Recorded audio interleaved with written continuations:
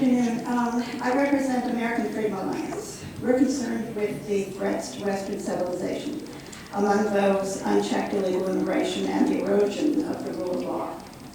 Because we believe in the rule of law, I'm here to speak in support of ICE. Today I'm not going to discuss the pros and cons of illegal immigration. That isn't what our support of ICE is about. ICE isn't about rounding up someone's nanny or neighbor. It's about illegal alien criminals. Criminals. In spite of what others have said, it is not true that all law enforcement is against ICE.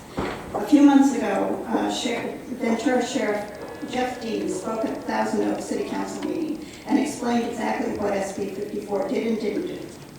He had written an op-ed in the Ventura newspaper saying SB 54 was not in the best interest of public safety.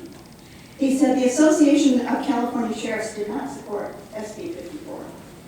Sheriff Dean said SB 54 puts him in an impossible situation. He said if he obeys California law, he violates his oath to the Constitution. And if he obeys his oath to the Constitution, he violates California law. Sheriff Dean said there are no low-level criminals in his jails. He said they don't jail low-level criminals. California has lowered hundreds of felonies to misdemeanors, so these people who used to be incarcerated are no longer incarcerated. He said criminals who have committed serious crimes are the ones being released into our communities instead of over to ICE. I'm sure there are those here in support of not cooperating with ICE that have good intentions. They want to protect their children's best friend's family or their housekeeper from being picked up.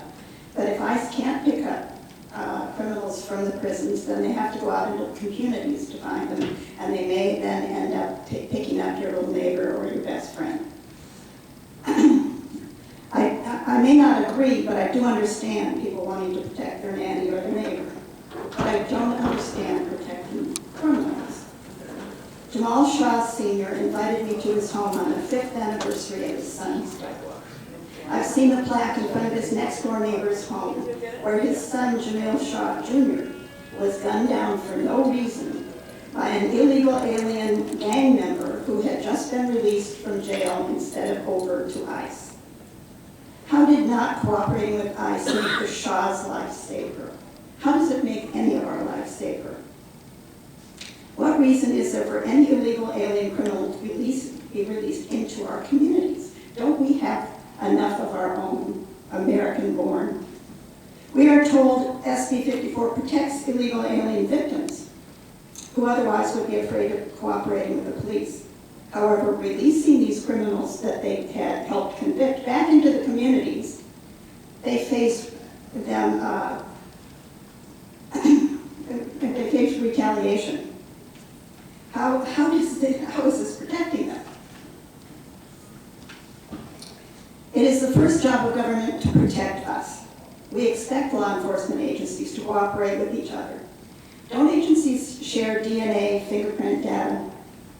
Don't other agencies hold criminals for extradition to other states? Don't police and sheriffs cooperate with the FBI? Why would they not cooperate with another law enforcement agency? We just had another example of how dangerous this is with the death of Deputy Ron Singh, who was, by the way, a legal immigrant. Sheriff Adam Richardson said through tears that California sanctuary laws were to blame for his death, and of course they were. I understand the justification of releasing, no, I don't understand the justification of releasing illegal aliens and not turning them over to ICE. Did Sheriff Villanueva take an oath to protect and defend the Constitution and uphold our laws? Isn't it the job of the sheriff to protect American citizens?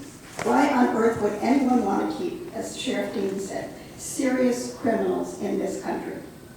How does this benefit us? We're told that because they've been here for decades, we should just forget immigration laws. Well, should this apply to bank robbers and murderers that have gotten away with decades of their crimes? I mean, if you commit a crime, you should be held responsible, period. We would like the sheriff to explain why illegal alien criminals are exempt from our immigration laws. If I had used stolen or fraudulent identification, committed tax fraud, Employment fraud, voter fraud are being serious trouble. Why don't we see illegal alien criminals held to the same standard? We are offended by a sheriff sworn to protect us, saying he would bodily remove ICE, who are fellow law enforcement officers, from his jail.